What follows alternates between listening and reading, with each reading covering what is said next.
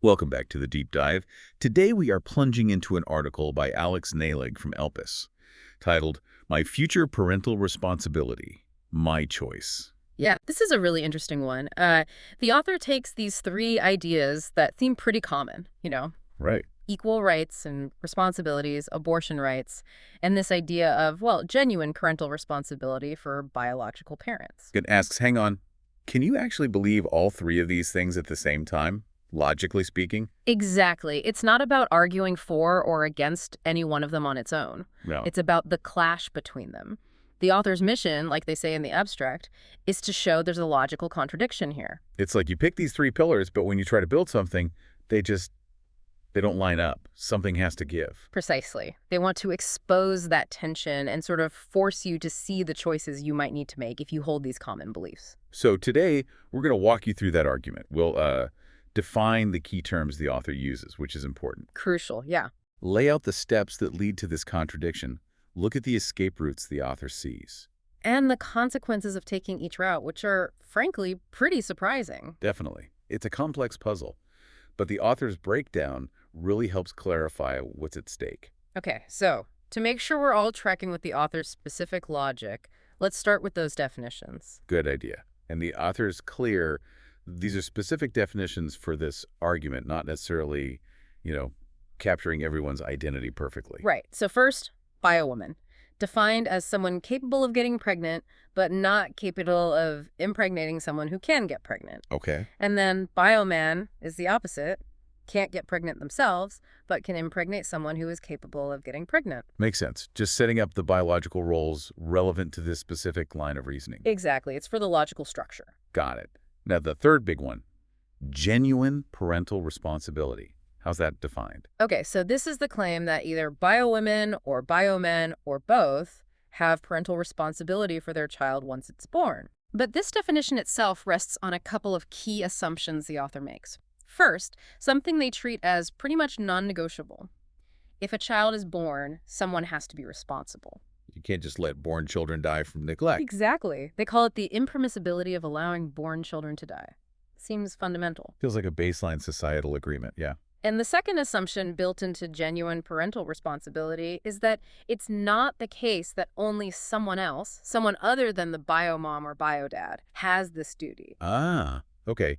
So if biological parents were totally off the hook, the term parental responsibility wouldn't really apply to them anymore. Right. The author argues it would become kind of an oxymoron for them. So genuine here means biological parents are at least potentially in the mix of who's responsible. Okay, so biological connection means you're included in the group that could be responsible, given that someone has to be. That's the idea. Okay, let's unpack this. So now we have the definitions. The author puts these ideas together into 5 premises that, they claim, lead to this contradiction. Right. Let's tick them off. P1, first premise. Equality. Basically, persons have equal rights and responsibilities. And specifically here, biomen and biowomen have the same rights and responsibilities. Yep. P2 is abortion rights. This has 2 parts. First, the right to abortion WRAB, the author calls it biowomen, can choose to end their pregnancy. And second, crucially, the right not to be forced to have an abortion against their will, WR of force. Exactly. Both parts are key. Then P3 is genuine parental responsibility, like we just discussed. Biological parents are in the responsibility pool for born kids, and kids can't be left to die. Okay, those are the main 3 beliefs. Then come 2 inferential premises, logical steps the author believes follow from these. What's I1? I1 connects abortion rights to the right to relinquish future parental responsibility. This is where it gets really interesting. Toast. The inference goes like this. If biowomen have genuine parental responsibility, P3, and they have the right to abort, P2, which is a way of avoiding future parental responsibility. Then it follows they have a right to relinquish that future responsibility. Right. But now consider biomen. They can't terminate the pregnancy themselves because that would violate the biowoman's right not to be forced. WR no force, part of P2. Okay. So if biomen also have genuine parental responsibility, P3, premise I1 implies they don't have the same right to relinquish future responsibility as biowomen do. Their situation depends entirely on her choice. Ah, okay. So that inference immediately highlights a potential inequality baked in by the interaction of abortion rights and biological reality. What about I2? I2 is maybe more straightforward. No right to force abortion. It just says the biowoman's right not to be forced. WR no force means a bioman cannot logically have a right to force an abortion. One person's protected choice means the other can't have a right that overrides it? Seems logical. Yes. So the author's claim is these 5 things, P1 equality, P2 abortion rights, P3 genuine parental responsibility, I1 right to relinquish via abortion link, and I2 no right to force abortion link. You put them together, run the logic, and boom, contradiction. You can't hold all 5 consistently. It's like a logical impossibility. One of them has to go. That's the core argument. And since there's a contradiction, you have to reject at least one premise. So the author then asks, okay, what happens if we reject P1 or P2 or P3? Assuming the inferential steps, I1, I2, and the non-negotiables, no forced abortion, don't let kids die, are solid.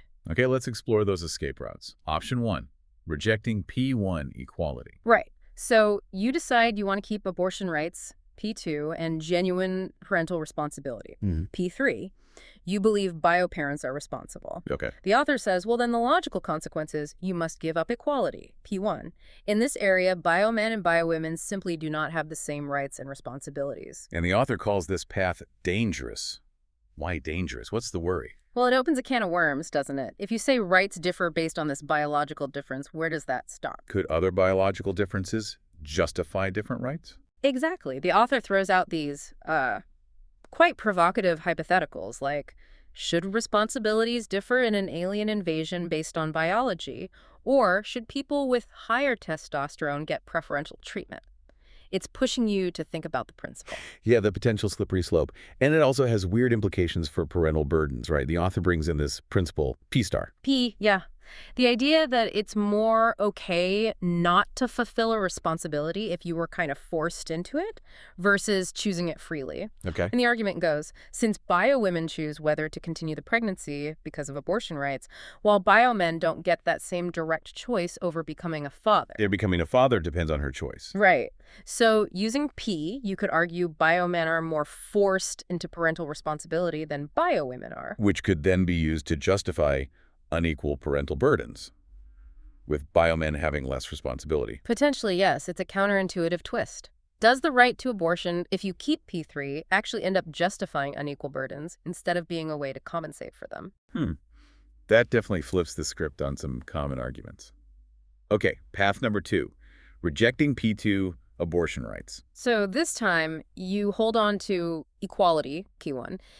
Everyone has the same rights and responsibilities, and you hold on to genuine parental responsibility, P3. Bioparents are responsible. Yep.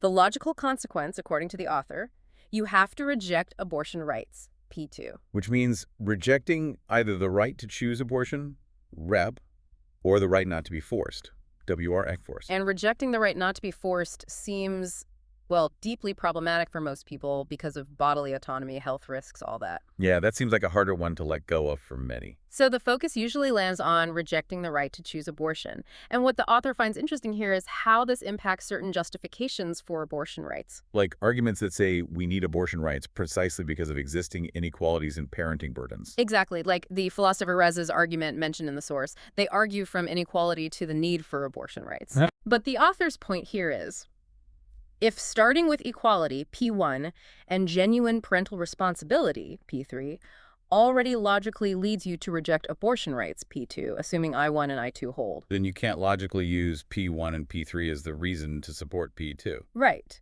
Any argument trying to do that must be flawed somewhere or based on contradictory ideas within this specific logical framework.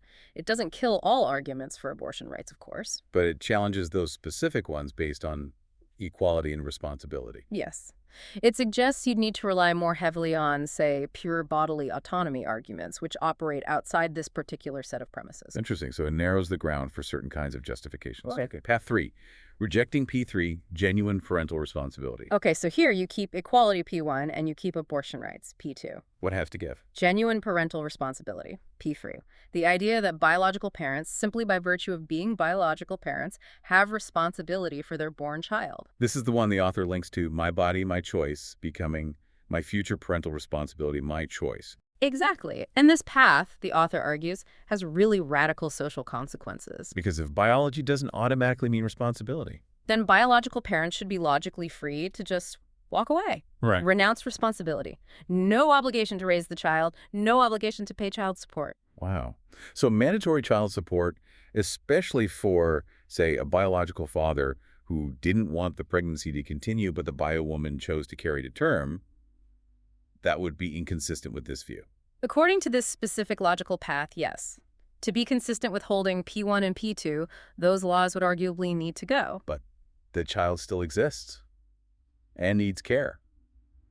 That baseline assumption hasn't changed. Crucial point, someone must be responsible. So it's not the biological parents as such. Who is it? The author mentions exploring alternatives from the source, like maybe responsibility falls on the person who was pregnant? Because they made the final choice about birth. That's one idea explored, case 2 in the source. The author suggests this might resolve the original contradiction because biomen can't be pregnant. So their inability to relinquish a responsibility tied to pregnancy is sort of meaningless or empty, as the author puts it. So under that specific interpretation, holding P1 and P2 would mean only the person who carried the pregnancy ends up with the responsibility. It's one potential logical outcome explored on this path. De facto, only bio women would have parental responsibility tied to the biological event itself. That's a really stark outcome. It is. And the author pushes this further. They say even in the most ideal scenario you can imagine. Like married couple, planned pregnancy, both explicitly consent beforehand to being parents. Yes. Even then, if you hold equality, P1, and abortion rights, P2, plus I1 and I2, the logic still implies that neither the bioman nor the biowoman has parental responsibility solely because they are the biological parents. Their responsibility would have to come from some other source, like that prior consent agreement perhaps, but not from biology itself. That really cuts against the grain of, well, pretty much all existing legal systems and social norms, doesn't it? Absolutely. It forces a fundamental rethink. And since you can't guarantee someone will voluntarily take on binding responsibility through consent or adoption, Who becomes the ultimate backstop? the author suggests it points towards either the person who carried the pregnancy due to their control over birth, or, perhaps more likely, some kind of state entity having to step in as the ultimate guarantor of the child's well-being. Okay. And the author also briefly touches on why rejecting the inferential premises, I1 and I2, is tricky too. Yeah, they argue these are pretty plausible inferences. Rejecting I1, the link between the right to abort and the right to relinquish responsibility.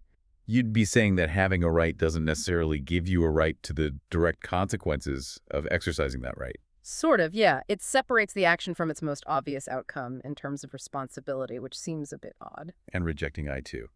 The idea that a bioman can't have a right to force abortion if the bio woman has the right not to be forced. Rejecting that would mean you could argue someone has a right, like a hypothetical bioman's right to terminate, even though due to someone else's protected right, it's literally impossible for them ever to exercise it. Even if it's physically possible to perform the action. Right. The author suggests that people who advocate for rights, like abortion rights, usually aren't happy with rights that exist only on paper and can never, ever be put into practice. Okay. So assuming I1 and I2 hold and we stick to the non-negotiables, don't let kids die, don't force abortions, the author circles back to the three main choices for escaping the contradiction.